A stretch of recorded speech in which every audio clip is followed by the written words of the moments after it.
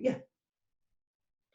So welcome everyone to the second, I'm never sure what to call it really, meetup, gathering, fireside chat of the Conscious Living community. I'm Lawrence Knott. Something I've been thinking about doing for a while, but recent events said, Lawrence, do this now. So we had the first episode last week, had a really good conversation. That's on our YouTube channel. And this is now a Monday thing, 8 o'clock every Monday until further notice. So reflecting on last week's conversation, I thought, well, what else would be helpful? Well, there's so many different ways of looking about how we need to be able to adjust to what's going on in the world right now. You know, there's three themes that are going to be thread through everything that I believe, living more consciously, being able to deal with the current situation, about being resilient. It's the idea that we are resilient in our essence. The mind itself is resilient. And this ultimately is the biggest test of that. And the second thing for me, I see again and again, when we are present to our experience, when we're really in our body, completely in the now, that's when we are at our most resilient. And it's when we use the power of thought and when we react to the outside and what's going on and think about how you've been over the last few days, that's when we lose our well-being. That's when we lose our resilience. And the final thread is that everything is an opportunity. It's not positive or negative. It's the fact that everything that life throws at us is an opportunity to grow, to do something differently, to contribute, to share, to love, to care in a different way, and break out of our habitual ways of being. So that's just my opening gambit. And today, I'm very pleased to have my good friend and fellow coach, who I cannot believe, Emilie West. We were running an event very recently, 10 days ago, at the Conduit, the club we're both members of, and look what's happened in the world. So basically, I just want to welcome Emilie because she's going to be sharing some stuff tonight, but also to welcome Fernanda, my sort of fellow co-host, as if also part of the team. And yeah, this conversation tonight is something that I was sharing about what I've been doing with Emilie. It's about, well, actually, we need some practical tools and techniques. There's such a big shock to our system. So Emilie's going to do some talk basically just around some practical things about with everything that's happened. We need to maybe sort of go through a bit of a planning process, to think about every eventuality, to go through this process so at least we can get back to some kind of day-to-day process of living and making the best of the situation. And allied to that, well, I don't know about you, but I've had to create a new routine and structure to my life. All the things that I habitually do that I take for granted, everything's been thrown up in the air. So tonight we're going to start with that. What I will say is we are aware that in the UK, Boris Johnson is doing basically a press conference at 8:30. So some people will feel compelled to go and watch that. Well, my invitation is to say, maybe it could wait half an hour. If you really need to go and see the news, it will be there in a half an hour's time. Because the other part of this is a chance to connect, to get some calm, and maybe even some clarity by the interaction, whether you're just listening or sharing, or what I suggest, after 8:30, really opening it up to some questions, maybe some live coaching and even therapy, and getting a nice flowing conversation going. But now, I'm going to hand over to Emilie. I'll let you just do a little introduction of yourself, Emilie, and over to you. Well, hi everyone. Lawrence, thank you first of all for inviting me and for hosting this. This is such an important initiative. It's so nice to have places people can go, given we can't go anywhere physically. And so I think it's very powerful to invite people into this space. And I would encourage you all to, extend the invite to people who you think would benefit from this, because I'm sure a lot of people would benefit from joining such a community, but also just look out for other opportunities to connect with people on a regular basis, because it's incredibly important. So just to start with a little bit of background. So as Lawrence said, I'm also a coach, and that's where we've worked together before as coaches. My background was in investment banking for a long time. And then my last job there was heading up the coaching team for an entire bank. So I was head of leadership for a large investment bank. And that taught me a lot about resilience and coaching and dealing with difficult circumstances, but obviously on a much more superficial level to what we're dealing with now. But while I was working in an investment bank, I did a degree in nutrition as well, because I became very passionate about health through my own health experience. And so what's been wonderful is, in my job as head of leadership and ever since, is to actually combine the two. And so what's been happening a lot this week is I've been getting lots of requests to do webinars and speaking and share with people from a coaching perspective and from a health perspective, how to be resilient in this situation and how to take care of yourself. And what's been so wonderfully positive is how many businesses have reached out to me and said, we want to help our staff, we want to take care of people in this situation, and how do we help them? So that's been really great to see people not just focused on the bottom line or how they're going to survive as businesses, but actually just saying, we recognize that for a lot of people this is very difficult, and how do we help them? And I have to say, it's a real privilege right now to have a job where I can help people. Obviously our key workers in the NHS are doing an absolutely outstanding job, and they're really the most important people, but in any way to be able to contribute is really fantastic. So I feel very grateful to Lawrence to invite me along to speak today. Cool, thanks. And I don't know, I was just going to maybe let Fernanda introduce herself as well, because Fernanda was very much part of the conversation last week. So hello, Fernanda. Hello, hi. Well, thank you for having me again. I think for me, I haven't got any, I'm not a coach, well, not a professional one anyway, but that is something that I really enjoy. One of the things for me as a person is helping others. That makes me happy.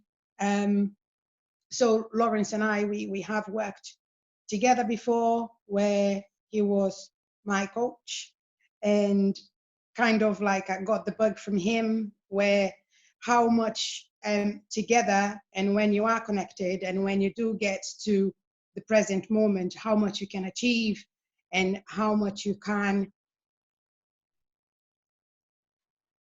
see things from a different perspective, and the state of mind, how much that interferes with your decisions. And for me, one of the main things that I've learned at the time was separate realities, and how that helps you to respect others, help others. And I think on a personal level, with the situation that we are living now, yeah, just having the opportunity to be part of a group like this, where we can share, where we can, is a safe place as well, I suppose. So any questions, anything, sometimes we all have our ups and downs, and sometimes we do lose a bit of clarity. So being able to come to groups like this and reset and reground, for me, is very important as well. And if I can help anyone, even if it is a little bit and not necessarily professionally, then I am happy to be able to be part of this. Thank you, Fernanda. And so the first thing you can do for me is bake one of your cakes and send it to me, because that's another amazing skill you have. And there's something you said there, Fernanda. It's about that reset. That's what we explored last week, but also the idea of the separate realities. So let's just say there are 7 billion of us. I heard a statistic just now, 1.7 billion people have been asked to self-isolate, or basically stay at home. 25% of the world. And that's basically these separate realities. Basically, everyone is experiencing their unique world, their unique circumstances. So the mantra going around is like, well, we're all in the same boat, and absolutely.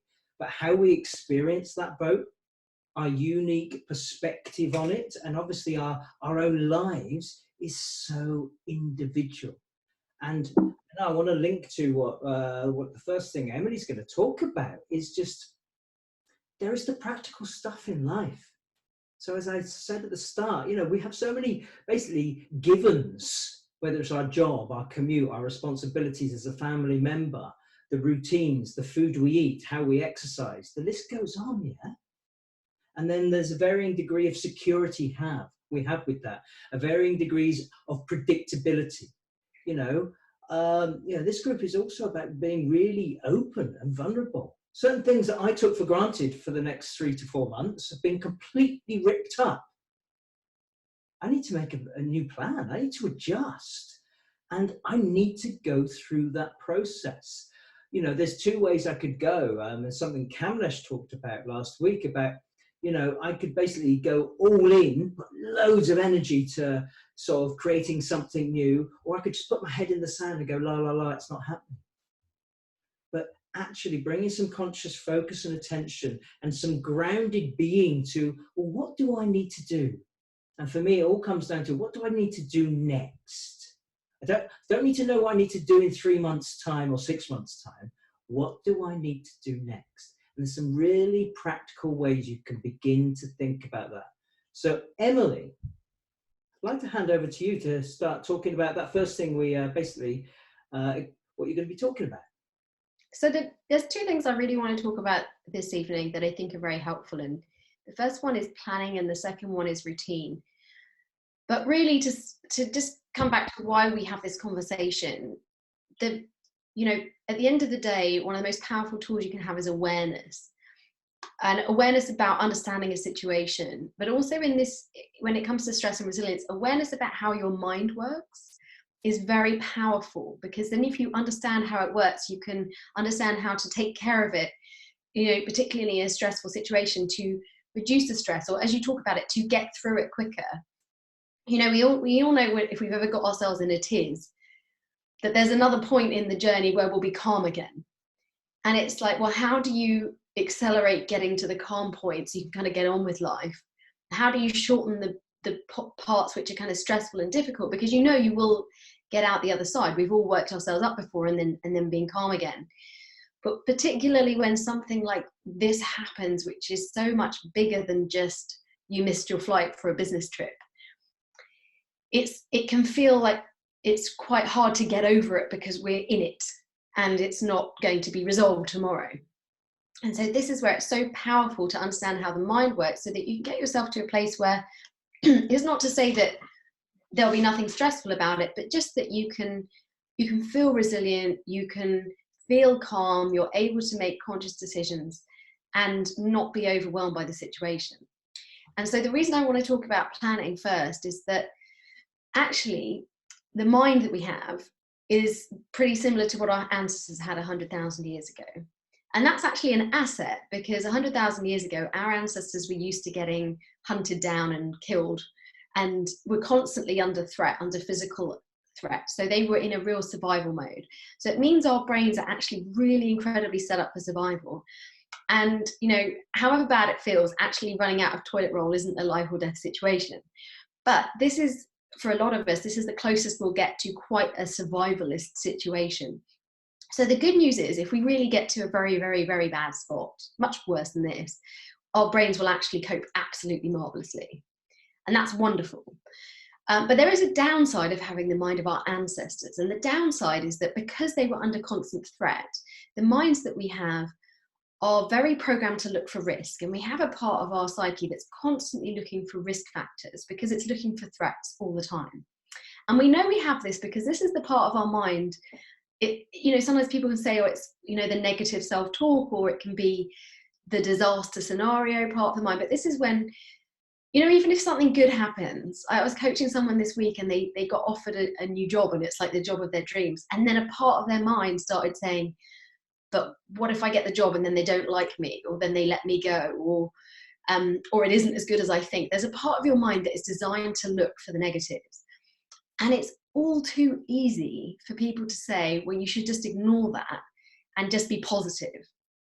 And particularly in a community where people do a lot of mindfulness work, I'll often say people, you know, see people say, oh, just let it go and just relax and focus on the positive. And that does work for some people, and that does work in a lot of situations. But when things get really stressful, I actually think it's very important to acknowledge that a situation is stressful. So first of all, let's all just acknowledge that this is very unusual and this is a stressful situation to be in. And there's absolutely nothing wrong with feeling stressed right now. And secondly, let's all acknowledge that a part of our mind is actually designed to now look for all the risk factors. So a part of my mind did go around when I realized that people were kind of really getting into lockdown, did go around the house and do like a stock check on everything. I just thought, have I got toothpaste? What food have I got? You know, a part of my mind was designed to say, well, how do I keep going? What do I run out of? So let's just accept that our mind is doing that. It's really great. We should be grateful. It's doing that to keep us alive. But when you understand that, then you start to understand how important planning is. Because if we just tell that part of the mind, well, actually, the worst thing won't happen. Just stop being silly. The worst thing won't happen. You won't run out of food, for example. Or actually, you will keep working, or you will get some benefits, so you'll still be able to survive. So stop worrying about money. That part of the mind doesn't switch off until you've got a plan. So this is where planning is incredibly powerful. And this is when I actually encourage you to spend some time acknowledging what you're worried about. Write it down. Don't be afraid to just say, I'm worried I'll run out of money and I'll run out of food. I'm worried about how I'm going to feel because I don't get to see my family. I'm worried about how long that will be before I see them. I mean, some people I know have very serious concerns about when they will see people again, and acknowledge that first of all. And then the second thing is, once you've acknowledged your fears, I want you to create a plan for them. So I work for myself. I will have diminished income, but I wrote down a plan that was basically, I'll never work again, which is not actually what's going to happen, but that's what my mind was doing. So I was like, right, I'm never going to work again as a coach. What's my plan? And then I wrote down this plan that involved shutting down all my outgoings and then effectively moving in with my parents. And that, believe me, that is not my ideal scenario in life. But the point is, you're just trying to keep that part of your mind that's looking for risk happy. So by acknowledging what you're afraid of and then creating a plan in which you still get fed and you still live under a roof, that's basically all you need.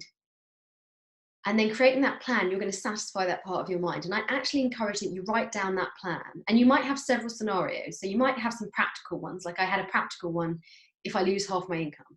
And I wrote a very practical plan. And then there was the real disaster, I'll lose all my income. And then I'll lose all of my income, but my parents will have COVID and I won't be able to go and stay with them. I mean, I really let my mind run with this. And then you write down the plan and then you put it in a drawer, you literally file it. And it is amazing what that does to your mind, that your mind says, oh, thank you, you've planned for that. So you acknowledge that there's a possible disaster and you've planned for it. And now there's a plan. And then when clients do that, what's really interesting is then they're able to move into a much more positive mindset because they've acknowledged the stress, they've planned for it, and now they can move on and be more present and kind of day to day to their existence instead of running the very scary risk narrative. I want to come in there because there's something about when we are getting anxious, overthinking, we disappear. You know, basically a way of thinking about it is that they're like rabbits and they start breeding. So they the thought rabbits start breeding, and before we know it, a few thoughts all grow exponentially, and it's a big catastrophe. But this thing about, well, the what ifs, well, we can come up with all sorts of scenarios, can't we, Emilie? But when we actually acknowledge them, and so what? And what might I do about it? They're actual specific questions that we need to answer and go through a process. So what you're saying there is just going through that process. Well, one is not a distraction, it's potentially quite useful. It is, and there should be a time limit. Don't go and spend a whole day writing down disaster scenarios. Yeah. You know, just have a discrete amount of time. But what this really comes down to, and that's a really key theme for this evening, is certainty and uncertainty. And there are some people who like a lot more certainty in life and some people who actually quite enjoy a lot of uncertainty. But right now I'm finding most people find that this is too uncertain for them to be comfortable. And so a lot of the things you can do to make yourself more comfortable are to create certainty. Mm-hmm. So actually, creating a plan of what you'll do when something happens gives you some certainty about it, because you say, well, if that happens, I'll do this.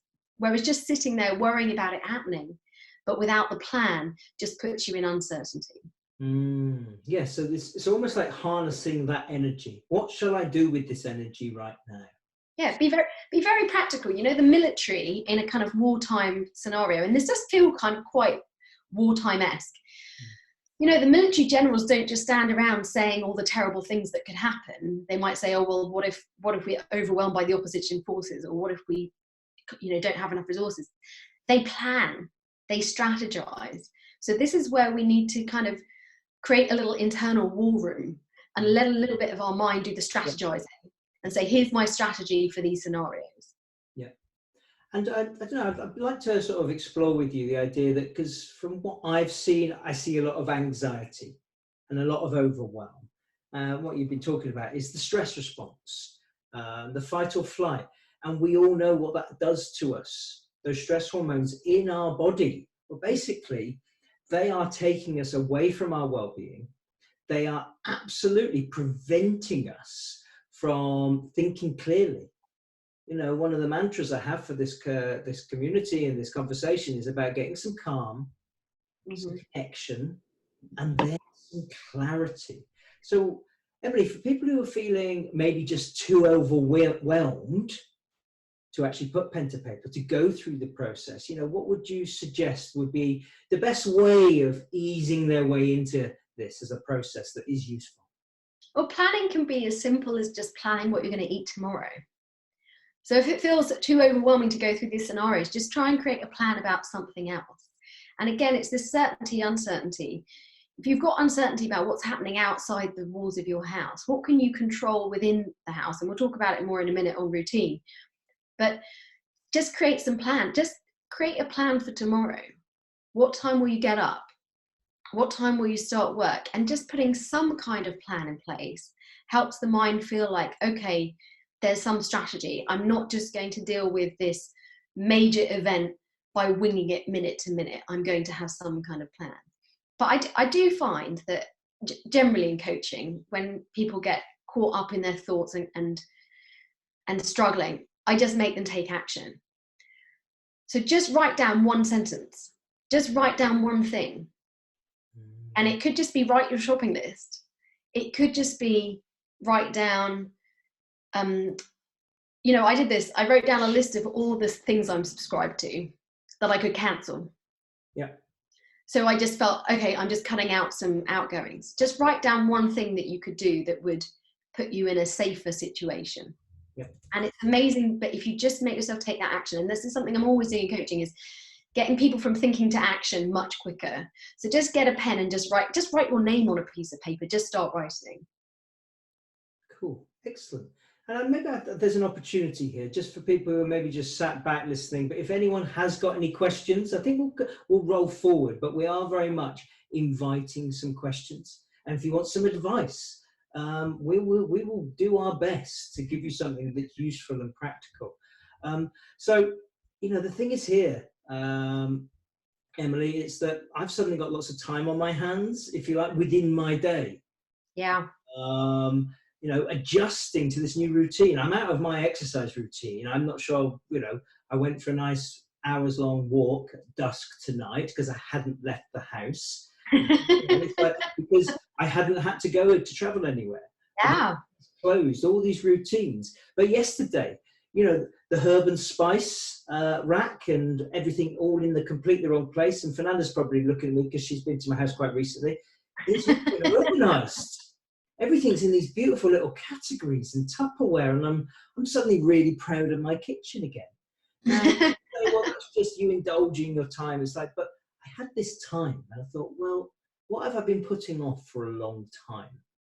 Now, I'm going to be spending a hell of a lot of time in my home over the next at least couple of months. So I don't know, Emilie, I'm just making a segue into the idea of routine and structure, but also how I am living day to day has fundamentally changed within the space of a week.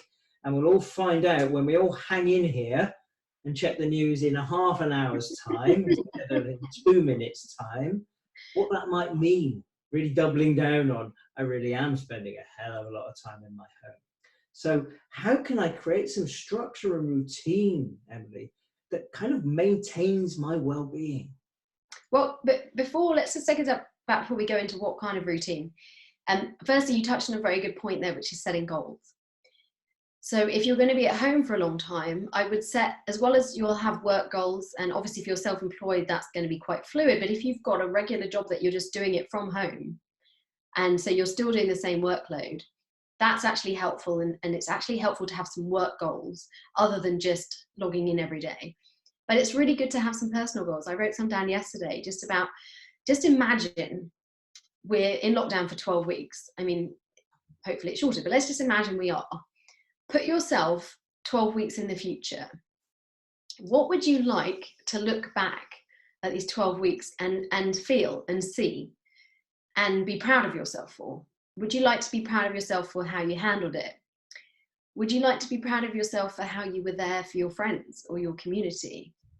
Would you like to be proud of yourself because your house is massively decluttered? And I know that there's going to be a lot of people watching Marie Kondo on Netflix, The Magic Art, tidying up and decluttering their houses, which is actually a very positive thing to do because it gives you a huge sense of control. But is it, you know, someone I was talking to yesterday, they said, oh, I'm going to get healthy because I'm going to be cooking all my food from scratch. Or I'm going to do something like the push-up challenge, like do 100 push-ups every day. What am I going to get to the end of those 12 weeks and feel proud of myself? And then set that as a goal now. And write that goal somewhere visible, several goals, and read it every morning. Because we do very well when we have a purpose. If you spend 12 weeks waiting for something, that isn't great for your mindset. If you spend 12 weeks investing yourself, doing something positive, you know, I've got a piano that I hardly play, and then the other day I just played it for an hour, which I'd never normally do because I'd be out socializing, and it felt wonderful.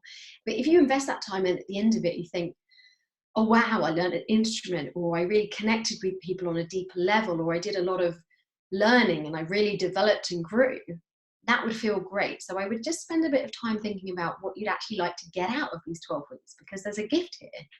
If you want to claim your free gift, there is a gift, so go out and claim it. But to come back to the original point on routine, so it's very important for us to have a goal, but it is incredibly important for us to have a routine. And in fact, we all have one. I mean, think about how many things you do automatically. I mean, before today, a lot of you automatically got up, had a shower, hopefully brushed your teeth, maybe had some breakfast, went to work, and you didn't think all the way through, oh, I have to go to work or I have to brush my teeth. You went on autopilot. And so, again, our mind is set up to go on autopilot. We're incredibly good at being creatures of habit and running through routines. So it's actually something very effective we can use. On top of that, routine is incredibly calming. I know some people dialed in today have very small children, and you will really know what I'm talking about when I say that how a routine is your friend. How do you get a baby to sleep? You have a bedtime routine. You know, how do you make sure your toddlers nap and don't get really cranky? You have a routine for their day. And if someone messes up that routine, it can be kind of like just a disaster and all hell breaks loose. So we know from children that routine is actually very soothing and comforting. And we forget that as adults. And actually having a routine is very, very healthy. But then what happens if our routine is just thrown out? If we can't do the same thing we could do every day? And actually that's very unsettling. So what we have now is a combination of a huge amount of uncertainty out in the world. And then one of our comfort blankets, that would be our routine, is taken away from us. Now we will establish a new routine. That will happen naturally. But again, when I was saying, how do we get from here to here faster? If you're conscious that you need to plan, that you need to set some goals, and that you need a routine, that all these things will put you in a much more positive mindset and help you actually embrace and even enjoy every day and make the most of it, wouldn't you want to do that faster? So I immediately did this. I've had a benefit that I've worked from home for a long time, for 3 years now. So I actually have some routine around it. But still, one of the first things I did when I realized I wasn't going to be going out, because I'm normally out 2-3 days a week, was I wrote down a routine.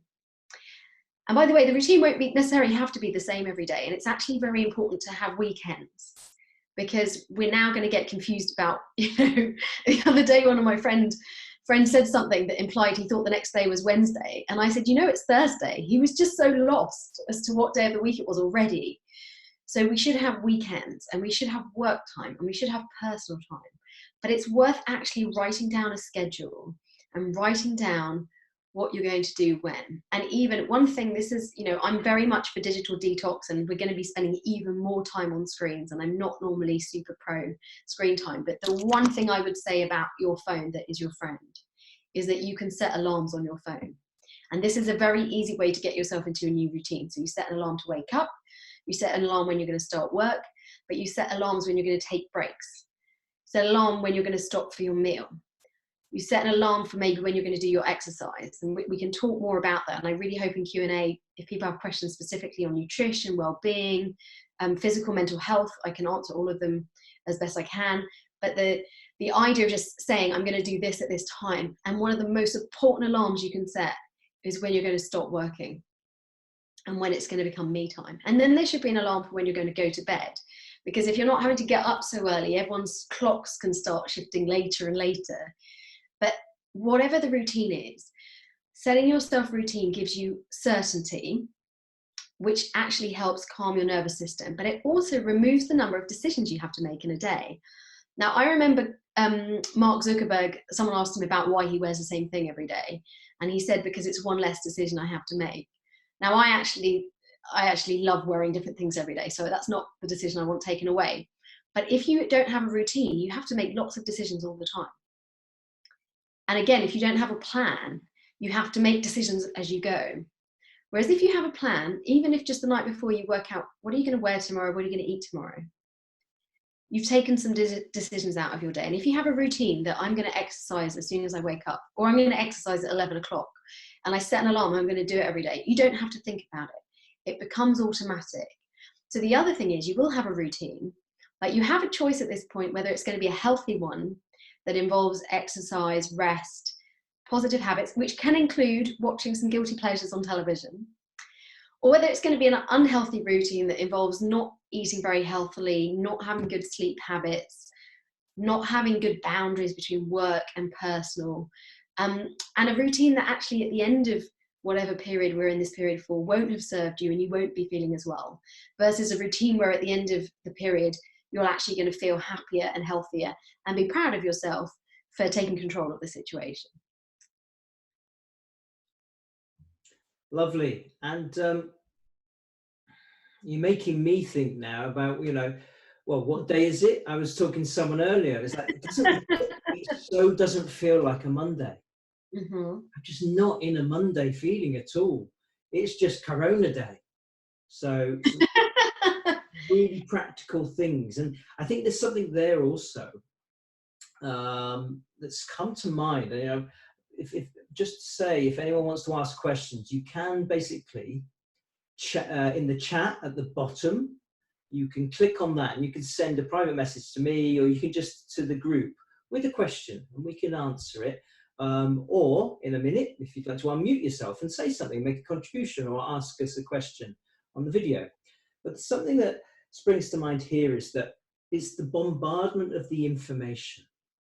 It's the stimulus overload. And from my point of view, that, that external stimulus is just going to get so overwhelming. I'm seeing a lot on social media. I don't spend this much time on social media, and it's that compulsion. I'll just listen to the news a bit more. And then suddenly you realize you've listened to the same thing 4 times.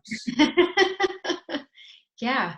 So there's something there about structure, routine, and basically this external stimulus. We've got to remember we actually have some conscious control here, but we can end up just getting hypnotized by it all.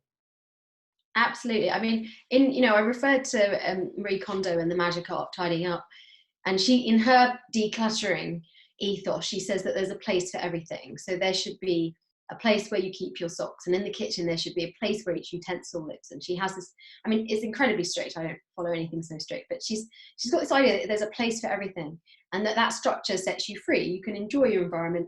You know where everything belongs and you have a calm environment. Well, something I coach is the concept that there's a time for everything. There's a time for every action, and there's a time for your thoughts.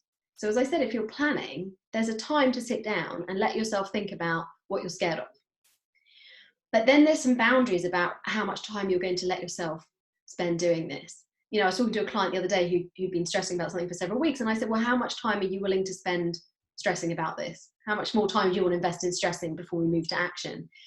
But simple things like, even if you find it hard to switch off, think about what you're feeding your mind. So I look at the news now twice a day, and I have a time for that, a time when I will engage with the news and see what the updates are, because right now it's actually very sensible to be informed on what's happening.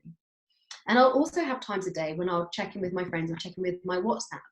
Because I don't know about you, but now we're all at home, my WhatsApp, you see I'm getting messages, my WhatsApp is going crazy and everyone's using that to connect, which is nice.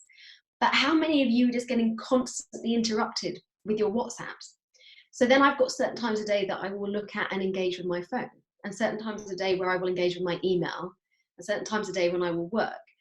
And I've even done it for chores, because I have this habit where you meant to start your working day, but because you're at home, you're like, oh, I can put the laundry on, or I can tidy the kitchen. But actually, I have hours when I can do that during the day. So if I catch myself doing that, I think, wait, is this the time that I should be doing the laundry? Or is this the time that I should be reading the news? No, it's actually the time that I should be either working, or maybe you're with your family. Maybe it's the time you should be present with your children or your partner.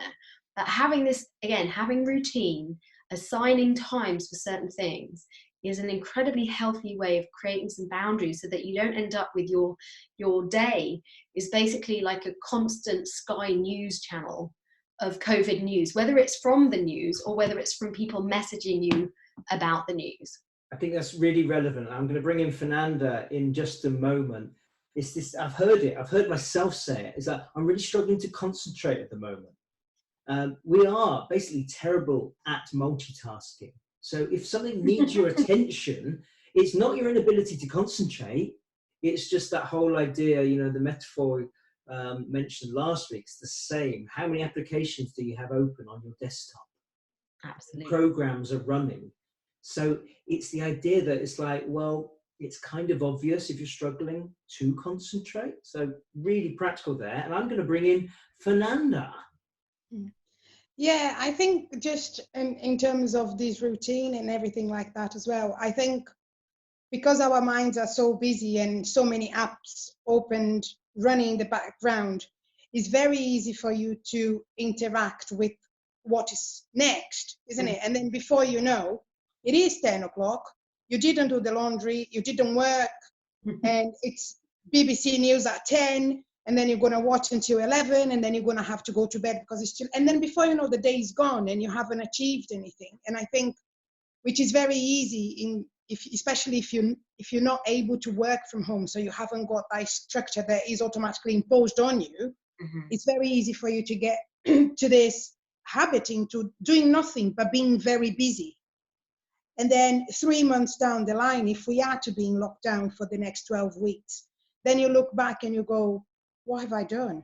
And then the sense of failure almost could be there, isn't it? Because I had all that time and I did nothing. So even when you go, okay, tomorrow I'm going to do my exercise and I'm doing yoga 3 days a week and I'm running 2 days a week or whatever it is, at the end of the day, that you can look back and go, yeah, I did the yoga today, I did the laundry today, and it's a tick box, which at this moment, especially now, is so important to be able, that you can achieve something, because there's a lot out of our control as well. So what can we do to feel better about ourselves? Because otherwise it's very easy to go down in this, it's completely out of our hands, isn't it? So one other thing, just going back a little bit about what can we do, and in terms of, can I look back at myself and see, was I a better friend or anything like that? Funnily enough, I was thinking about that a couple of days ago, when I have a friend that is a family, and I talk to the husband and the wife separately quite often. But then I know that they self-isolating the same way that we all are. And I was like, oh, I need to talk to them. But then I thought, well, talk about what? Nothing has changed in their lives. What am I going to ask? What have you done? What have you done? Where have you been? And then instantly I was like, how about if I ask them, how are you feeling? That would have given me the opportunity to learn even more about that person, and to deepen our connection, and to really learn about them, and not about this crazy life that we all live, and we are constantly trying, the weather, how you doing? Yeah, I'm busy. Oh, really? Have you paid that bill? Have you not? And then you go like, does that matter? So I think it's this time is very, very, I said it, bizarre. I have never experienced anything like that before. I am away from my family, so now where should I be? Should I go and stay with them? And all of this, but equally the situation that has been thrown at us literally is a challenge and a gift at the same time, I think, because it's the gift of being present, and equally the challenge of being present. I'm loving what you're saying here, Fernanda. There's two things. It's this thing, isn't it? How often do people say, "How are you doing?" I'm like, "Oh, I'm doing great. Yeah, I'm fine." It's just basically there's something we want to share, but it doesn't seem to be the time and place. And hey, we don't talk about how we're feeling that much when we're just having a chat in passing. It needs to be now. It's like we've got permission because we know. Do not tell me everyone doesn't struggle with this. I was saying to Emily earlier when we were preparing, it's like yesterday morning, I had an hour. I was like, everything looked really rubbish. The energy in my body was just raw. I knew to hang in there. But to Fernanda's point is that we can ask how people are, and they're more likely to open up. I'm not going to think too far ahead about how this is all going to evolve us. There's going to be a lift in consciousness. Maybe. I'm optimistic. Yeah. But there's something about how we can connect with people and be more authentic. Because kind of, if anyone is just saying, "Oh, I'm doing great right now," it's that, well, I want to learn from them. Because we can thrive in these current circumstances, but we must recognize it's so disruptive and for many people, really scary. And this is a really interesting thing for me, that we can get really wrapped up ourselves. What's it mean for me? Money, family, health, not all that. And we think we then can't reach out and be a support to other people. We're of no use. We've got no bandwidth. We're overwhelmed. Well, I'm interested in your view here, Emily, but one of the things with being a coach is that when you listen to other people and you're connecting with them deeply, kind of it's like a secret amongst coaching and therapists, I think, as well, that we get something from the conversation, that connecting deeply. I can be not feeling brilliant before a coaching conversation, and I come out of it afterwards going, wow, I love life. Now, for me, it's not about doing the work and helping someone get some clarity. I'm connecting with someone. I am connecting with the present moment. I am letting go of everything that's up here. So for me, that's a real theme. Anything to share on that, Emily?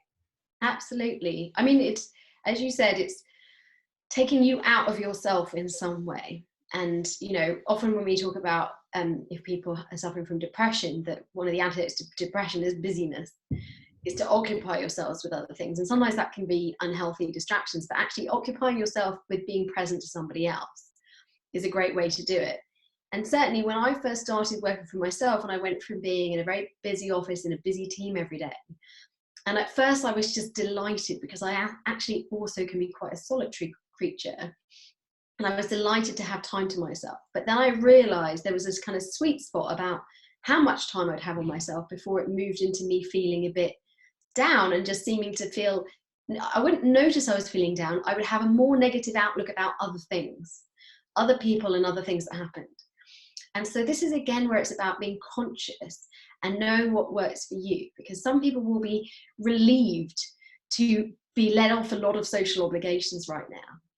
And some people are very social animals, and they will be struggling. I had a friend who SOS'd me for an emergency dinner when it looked like the first hint that they'd shut restaurants, because it was the last time he'd be able to go out. And day 2, he was messaging me going, how much longer is this going to go on for? So I was like, a bit of time. So some people who are very sociable and need a lot of face-to-face interaction will really struggle. But there's still, for everybody, apart from the most, some of the most introverted of introverts, everybody needs social contact, and it's also good to just get out of yourself. And so what I would say, coming back to routine, is know yourself, know what level you liked before any of this happened, before any of this came into the world. How often would you see people? Would you go for a drink with people on a Thursday after work?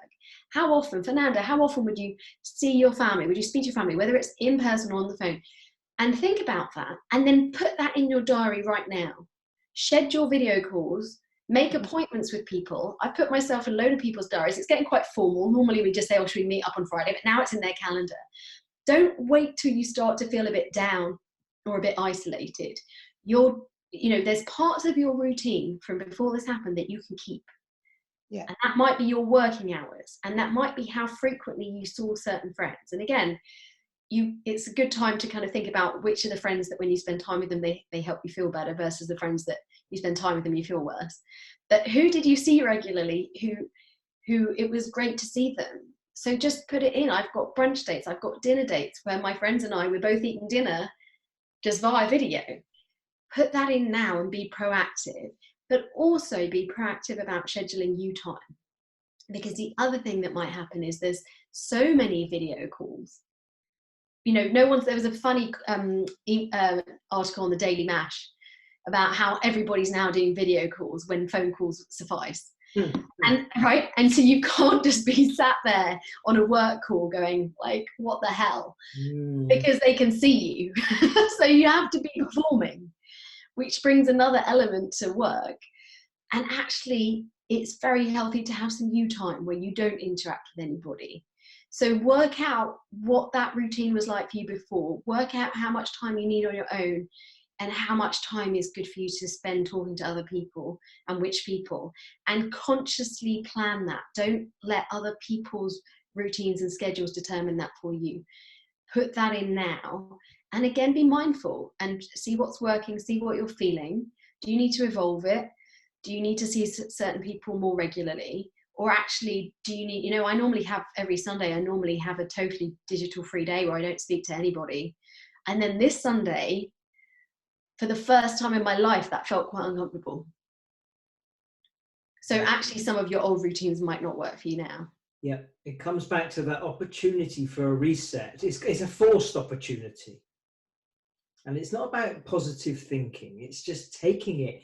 This is as it is right now. And how can, bringing it to the sort of the theme, one of the themes about how can presence of mind, bringing conscious awareness and recognizing, where is my thinking right now? Mm-hmm. How resourceful am I feeling? How present to my experience am I? And then actually saying, I can do something about this. Because for me, it's that sense, I don't know about you, Emilie, that anyone I work with, and in this situation, one of the outcomes is that they feel more in control. Mm-hmm. They have some free will over this. They have some choice. And actually, if the blinkers are on, when we're feeling overwhelmed and stressed, I'm just talking about normal life, when we take them up, there is opportunity here. I like what you said earlier. It's like a chance to stop doing things that weren't maybe serving us. This is the excuse to do that. I'm conscious of time, and I'm always interested to see if anyone has got a question. I'm not going to unmute everyone, and there you go. So there is a question. Won't say the name. So how can you divert negative energy from others? That's an interesting one. Well, I've got a take on that. It might take me a few seconds. You got something on that? How we protect ourselves, Emilie? I do. There's a few. I mean, there is a concept that's shared a lot about the idea of bubbling up, which is where if you're going to have contact with people and they're being very negative, that you imagine just creating this big positive blue bubble around you and sealing yourself in it. So you can interact with those people, but you're in a nice bubble of positivity and calm. And it's basically establishing a certain level of detachment in that conversation where you're just observing what the other person is saying. And one of the ways that you can do that is you don't necessarily bring much of yourself into that conversation. You just see what people are saying, and you maybe ask them some questions or ask them how they feel about it, engage with them, but you're kind of taking care of your own energy. The other thing is just watching out for who you're interacting with. Now, work is tricky because with work, there are some people you have to interact with who might be very negative. But actually working from home gives you a bit more control. They can't just walk up to your desk and start talking to you in the same way that they could before. So again, just being conscious, as I said, of time. When are you going to engage with those people? Maybe there's certain people where you'll only answer their WhatsApps or their emails at lunchtime after you've eaten and you're feeling quite topped up, but you're not going to look at those messages or talk to those people just before you go to bed. So it's just about being a bit boundaried, and just before you enter those interactions, thinking about the energy you want to have, taking care of yourself, and almost just visualizing a bit of a shield between yourself and the other people. Yeah, and you know, I know for some people that it's interesting. I've got a new lodger. It's really nice having her in the house, so got a bit of space here. And then my friend Nick, he's like, I think it was they were down to 3 in the household, but now the kids are back from university. One of the kids' girlfriends moved in. There's 6 of them in the house. Throw in a couple of dogs. They're all the time. That's a completely different change in their circumstances and routine. And yes, there's going to be moments in families where basically we're all on top of each other. And I think, you know, we've all got to take responsibility for that within a family, that we're all going to have our moments, aren't we? We're all going to feel like, oh my God, I just want to get out and escape. And I guess there's fun ways to do that, isn't it? It's easier said than done. But respecting people's privacy. Go on, Emily. Well, there are some practical ways you can deal with that. So it depends how many people you have and how many rooms you have. So if you have more rooms than people, you can dedicate rooms to people, not permanently. So it's not like someone permanently has a room, but it might be that at 6 o'clock every day, there's a room that each person go to that other people can't come in. Because again, it's about control and space and having a bit of a breather from each other. If you don't have enough rooms for everybody, then you have a room in the house. And people get slots when they can go in. And basically the rule is no one can interrupt them unless the house is on fire and you all have to leave. And so you're, again, within the context of what you can't control, you can control something. You can create an environment of calm where people can go and have a time out and they're not disturbed. Or if you've got a room and you've got to work, then there should be some concept of office hours. And your children and your partner have to understand that. Or if they come, they have to knock. And there's just putting some boundaries or some rules in about how much in each other's space we get when we're very hemmed in. And the other thing about space is that we can really use visual cues. So make sure that each person has a little dedicated corner of the house that they can make however they want, that they can create something really nice there, that they can print out pictures of their friends that they can't see physically, that they can put something in that space that makes them happy, whether it's a book that they love, a plant, a vision board. This is a really nice time to do some vision board work. But can you put something really positive, and everybody has a little nook that's just for them and that they can go into, and then that's their kind of calm space. So it's within that context, carving out space for each person. Lovely. Thanks for that. That's really practical, and makes me think. It's like, Emily, there'll be people who'll be watching this after the fact. I'll be posting it on YouTube, so anyone watching it, you can watch it again. It's that good. Or you can share it with your friends. Yeah, please do. And for me, I'm going to be doing this 8 o'clock every Monday, forever, possibly. But one thing I did forget to do before we close up and do some closing words, Emily, something I forgot to start with an arrival. I think I got overwhelmed by everyone just arrived, and I forgot. Something we did last week was just a little meditation, the arrival was to become it really present to our experience. But for me, I wanted to be able to do it at the end as well. So forgive me, actually I resumed the start meditation. But for me at the end, it's about just almost like bringing in everything that's happened in the last hour. For some of you, so I'm just looking at a question. I'm going to get answered in a minute, but we're going to do the little meditation first and then finish up with that, Emily. So Emily, you're going to meditate on How parents dealing with children at home for weeks. Yes. You know what? I'm going to bring in a special guest for next week on parenting large families, if that's okay. So that's a brilliant question. And I knew that might come up, but I think that's a whole webinar. So yes, I'd like people just to take a moment, just for a few minutes right now, to close your eyes, because I'm really grateful for what Emilie's been sharing. And just this opportunity we've had just to connect.